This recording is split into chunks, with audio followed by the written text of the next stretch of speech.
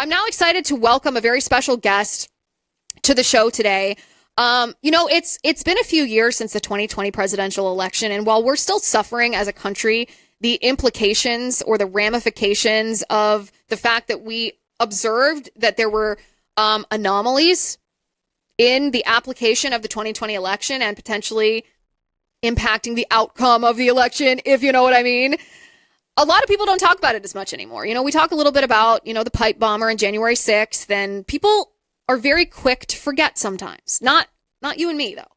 Not you and me. We want to identify every instance of violations of election integrity or cheating or electioneering or rigging of ballots across our country, especially when, it seems like one election cycle bleeds into the next. We are about to embark on a highly contested midterm election cycle that will determine who has control of the U.S. Congress for the remainder of President Trump's term.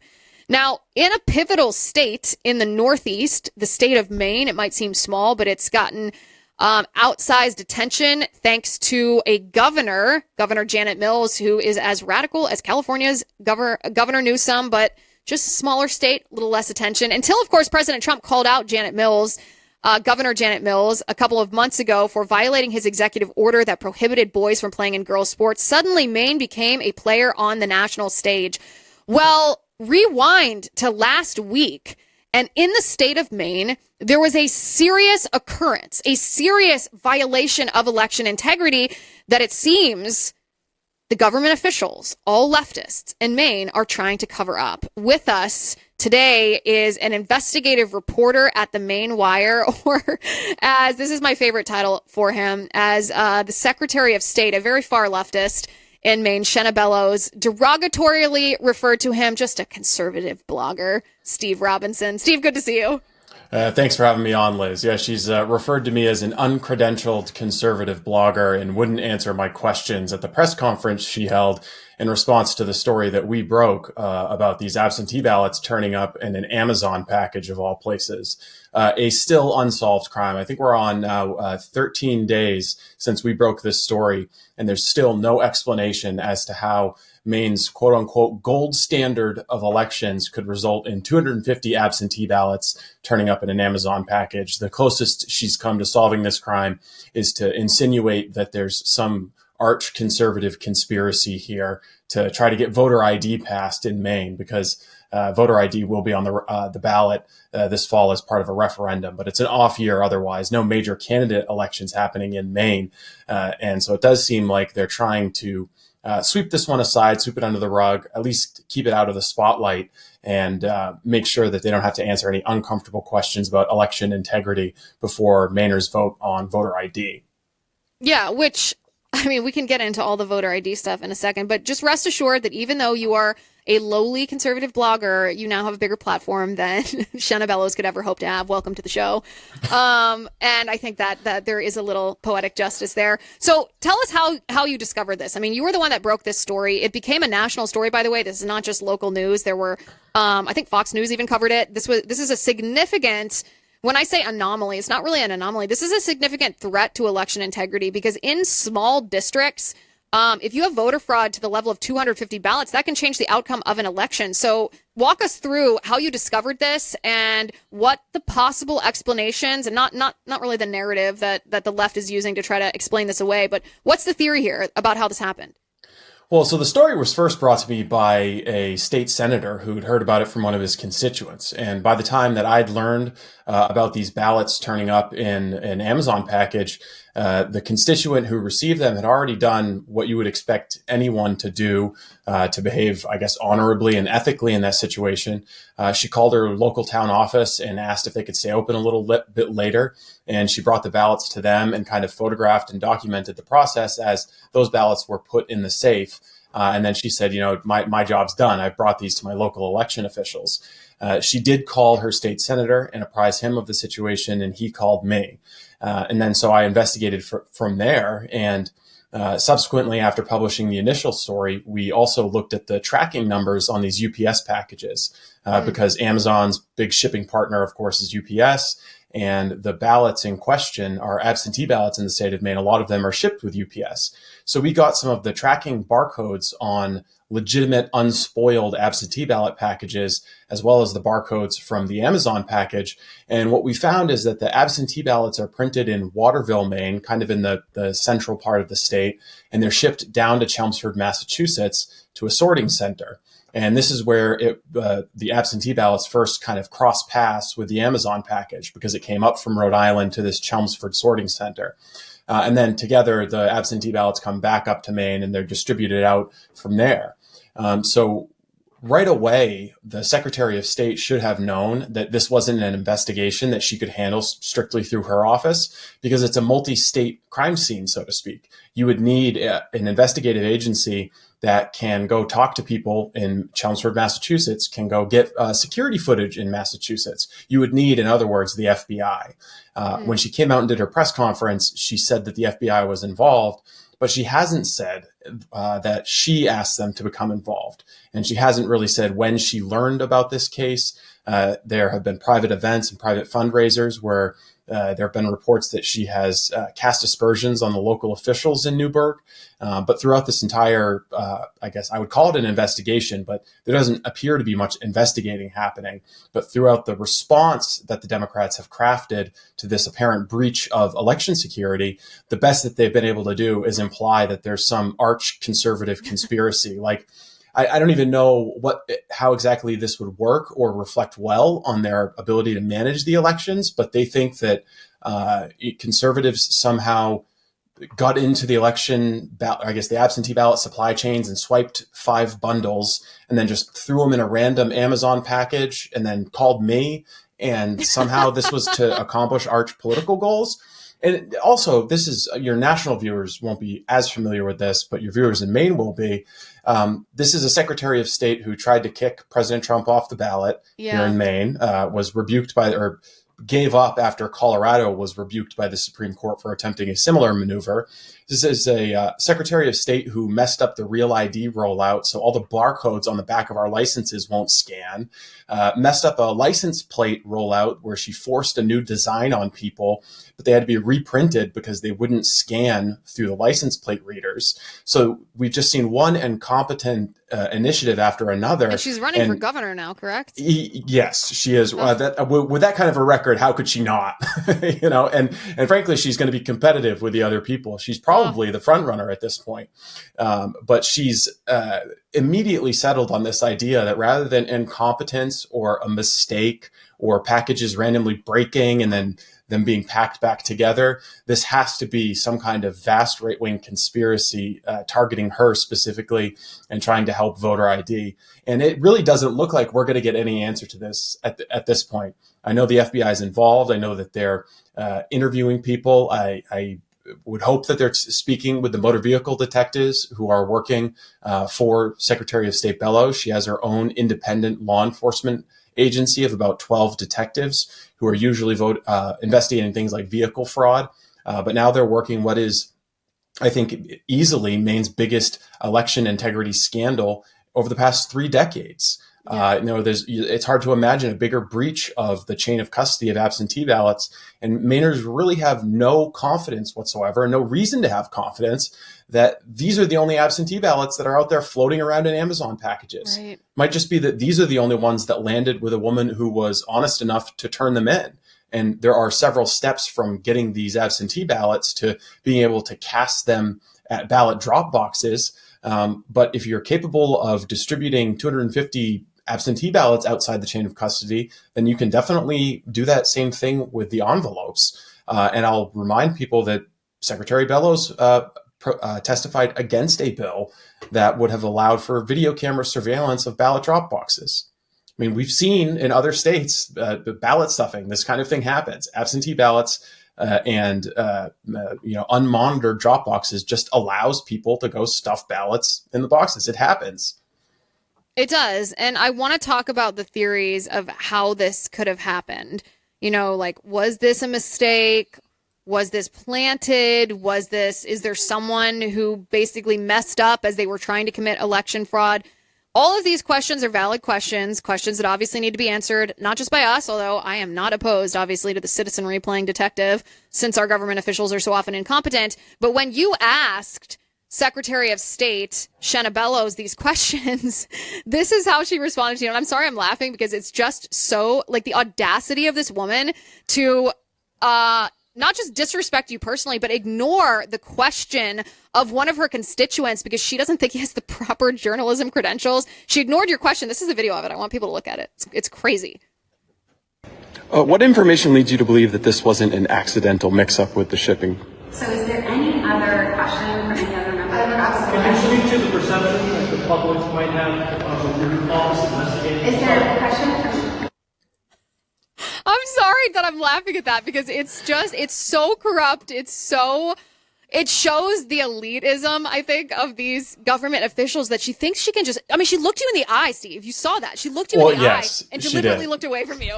Yeah, and she looked at me in the eye every time she said bad actors are responsible for this. She clearly was implying that she thinks I'm responsible for this, but I was, 1,000 miles away in Tennessee after taping another show while I was, working on this particular story. So if she thinks I have the power to orchestrate a big election conspiracy at the same time I'm in another state, I'm happy to be taking up that kind of real estate in her head. Rent-free. I mean, not only the practicality of it, but to cast an aspersion on your character as if you would, even if you could. Well, that's true. Yeah. Is bad enough.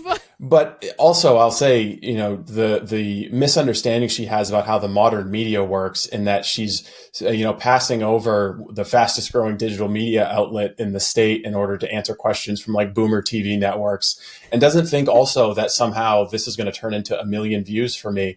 Like, Shenna, sweetie, I'm going to hire you as my publicist. Like, you just helped us go mega viral with Libs of TikTok and Ted Cruz and Liz Wheeler paying attention to this stuff now. So anytime you want to not answer my questions at press conferences, I'll take it. And I honestly, even though I broke the story, I wasn't planning on asking a question at the press conference until she said at the beginning that she would not be taking questions from me. So how of can course, you pass up such an opportunity? Yeah, of course. I've got to ask a question after she says something like that. But there was even more bizarre behavior where she, another reporter from the Maine Wire tried to ask her a question, and she said, "No, you're running against me." And this reporter is an older gentleman and looks kind of like Mike Pence, but isn't currently a candidate for higher office. So she was just very confused. Is this the video this is the video we have, Spencer, right? Yeah, let's play this video. So this is Shenna Bellows essentially scampering away from your reporter at the Maine Wire, John Featherston. Go ahead and play this video. This is a funny one. Hi. It's like, I will know you're here. Yes. Questions about the ballot? No, but Just take it as a no comment? I have lots of things to say, but I'm going to... Okay. Yes. And so after that event, she was one of the only gubernatorial candidates to scamper out the back rather than mingle and answer questions. I mean, this has just been the complete opposite of transparency. I know I'm just an uncredentialed conservative blogger, but if I was Secretary Bellows here, I would say, I don't agree with Steve on a lot, but thank you for bringing this to light. We're looking at it. Since you broke the story, do you have any questions? And then you suck all the virality out of the moment. But instead, she looks like she's really, really guilty. She looks like she has something to hide. And I would say that the reason why she doesn't want to answer any questions from me is because we're the only outlet in the state that has actually taken an adversarial approach to investigating her. And that includes Freedom of Access Act requests. And we've fought hard, including with our lawyers, to obtain documents from her office, including her schedules. And we know that she had standing meetings throughout her time as Secretary of State with a group called Democracy Maine, which is a collaborative of Soros-funded groups funded by Hans-Jörg Weiss, who's a Swiss national who likes to play around in Maine politics and in American politics, even though he's never had citizenship here in the United States. She has standing meetings with all of these groups and has never once said what exactly happens at those meetings, what data is exchanged. This is also a Secretary of State who brought in Eric and used Eric to identify eligible but unregistered voters in order to boost the number of overseas voters who are eligible but don't live in Maine anymore, who are still voting in our elections. So she's used every possible piece of authority and data and privilege that comes with being the Secretary of State to maximally advantage the Democratic Party. And so, of course, when someone questions that or examines that and asks about the propriety of that, she's not going to want to answer those questions. Right. Maine has had two previous secretaries of state in living memory, I guess, in the last decade, a Democrat and a Republican, Matt Dunlap and Charlie Summers. And virtually everybody I've talked with in the state says this would be no problem at all if either the Democrat or the Republican prior to Secretary Bellows were in office, because everyone would trust that, yeah, one's a D and one's an R, but they're pretty much just going to handle this the same way. They're on the level. They haven't politicized the office. But when you have a Secretary of State who literally tried to remove Trump from the ballot, tried to deny half the state the right to vote for president. I call it an insurrection. What she tried to do. It would have affected the Electoral College. I know. Trump three elections in a row won Maine's second congressional district, which comes with one Electoral College vote. She was literally trying to rig the election because she watched too much Rachel Maddow. And somehow we're supposed to believe that she's a neutral arbiter of this election and should be handling this investigation. You've lost your credibility when even Senator Susan Collins is calling for you to step aside and have an independent investigation. And that's what's happened here. Senator Collins is the only statewide official, really the only top-ranking politician who has said Shenna Bellows should not be investigating Shenna Bellows. This should be a federal investigation. There's a huge role for the FBI here. And the clock is running out, frankly. November 4th, this election is going to happen. And Republicans in this state seem to be more of like bystanders or witnesses to history here, rather than assuming that they have some kind of active role in helping to shape what happens here by filing injunctions, asking questions, pressing for more transparency. They're kind of just sitting and watching and waiting to see what Shenna actually ends up doing. Yeah, I mean, my observation, and of course my observation of Maine politics is somewhat limited, but my observation of Maine Republicans is that they typically are not as based as you might hope, that they are more of the establishment, like Susan Collins, the senator of Maine here. Okay, so let's get to the theories for a second. Although I do want to make one comment. This is the red flag for me, Steve. Whenever there's a politician, and they're always on the left, who is so fundamentally against voter ID laws, especially one who, Shenna Bellows, as you could plainly see in those videos, is a white woman, and they always trot out this narrative that it disadvantages Black Americans when the majority of Black Americans are in favor of government IDs, not to mention how disrespectful and demeaning an allegation is that Black people are somewhat less capable of obtaining a government ID than white people. That's bananas racist. I am so fundamentally skeptical of any politician who is against voter ID, because the only rational, real reason to be against voter ID is because you don't want to detect voter fraud in an election. That's absolutely right. And we actually have the Maine Democratic Party chairman, Charles Dingman, has on multiple occasions sent out messages, fundraising text messages, fundraising emails, statements, saying that they think that the Maine Democrats will lose 13,000 votes in a given year if voter ID passes. Exactly. And we saw that come out and we're like, you're saying that out loud? What? Like, that's your argument?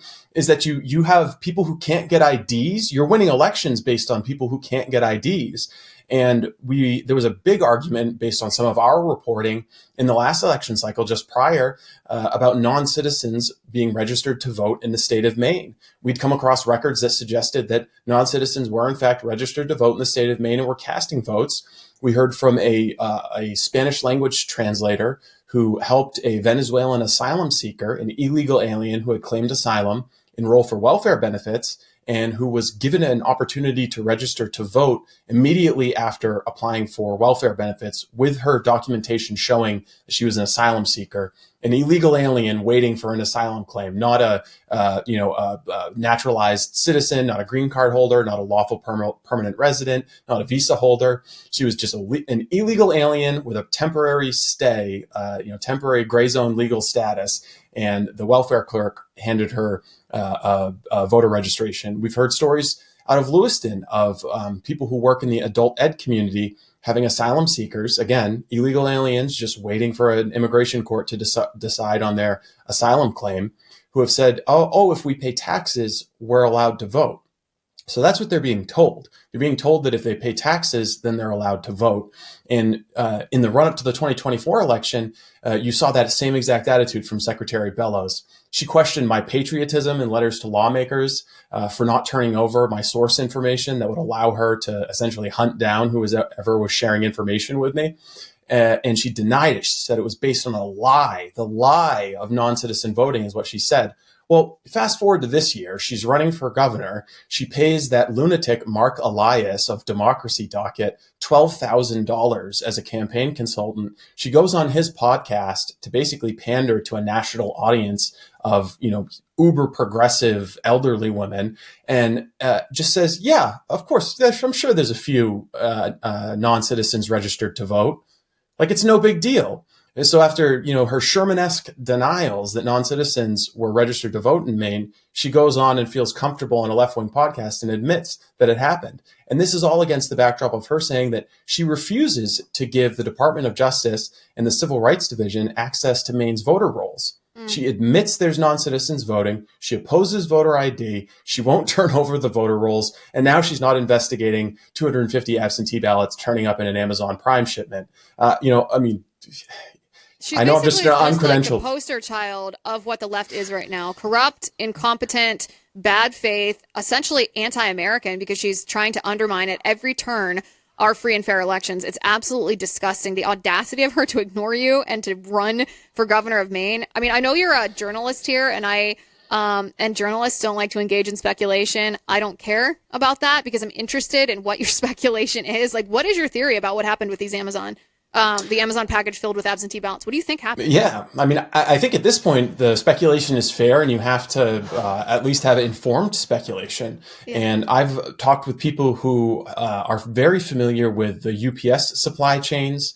And I initially thought that the most logical explanation for these ballots appearing in an Amazon shipment was that, two cases broke on the ground. Some guy was doing his job, trying to fix things, and didn't quite understand what stuff went in what package, and just taped them up real quick and went on his way. But I don't think that could possibly have happened. The shipments, when they're in transit from Waterville to Chelmsford or Chelmsford to Brewer, they're locked in a way so that the driver can't even open them. So nothing's going to happen in transit.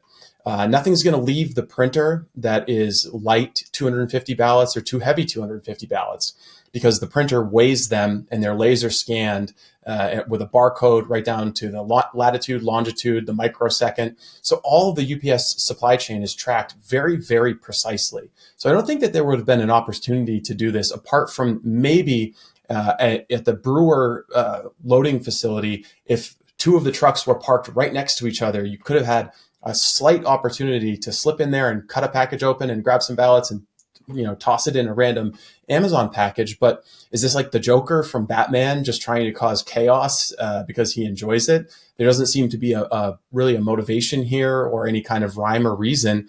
The longer it goes on, though, the more I'm drawn to the idea that perhaps there was a scheme to distribute these ballots. Perhaps the mistake wasn't the ballots, being delivered to this woman in Newburgh, but that I guess they were delivered to the wrong woman. Maybe there is some kind of a setup where they're handing out these absentee ballots to critical state house districts so that they can have a few votes here, a few votes there, wherever they need them. At this point, going on 13 days with no explanation for how this happened in one of the most surveilled supply chains possible. Like, every square inch of a UPS facility has video. The trucks have video, they have tracking, they have logistics. Amazon and UPS have said, this didn't happen on our end. How is this not solved yet? And the longer you go without answering that question, the more and more likely, to me at least, it is that they don't want the question answered, that they don't want to get to the bottom of this. If they really truly thought that there was some arch conservative conspiracy here, they would be banging down doors. They would be trying to get to the bottom of this. But I don't think that they want this solved. I don't think that they want this crime solved. And there had to have been a crime if you believe Shenna Bellows. And why would she lie about something like that? Yeah.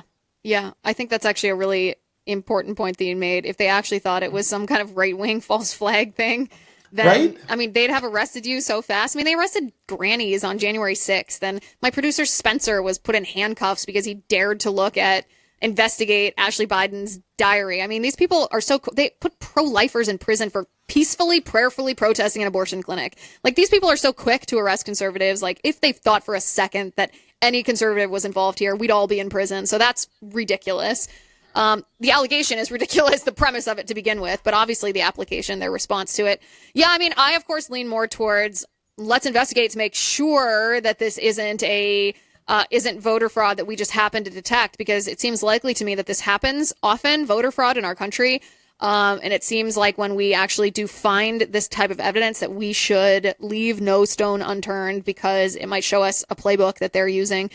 Even if it didn't complete, the plan wasn't completed here in Maine. If they're using this playbook elsewhere, it could be completed and it could impact the outcome of the election. So, Steve, I have great faith that you're going to find the answer to this. So we'll have you back on when you have more on this. Also, before you go, I got to tell you, I very rarely watch other people's content because I'm so busy working on this show, doing the research and the investigations and the production. You know, this is what I focus on. I don't have, unfortunately, a lot of time to watch other people's content, but I did watch your appearance on Sean Ryan's show when you talked about all of your investigative research on the Maine weed triad, these Chinese cartels or international gangs of Chinese nationals that are running illegal marijuana operations, like hundreds of houses up in Maine. And oh my goodness, first of all, you were great. It was really fascinating to listen to. It's pretty nuts. It's pretty nuts to hear how deep you've investigated this. So I watched the whole thing.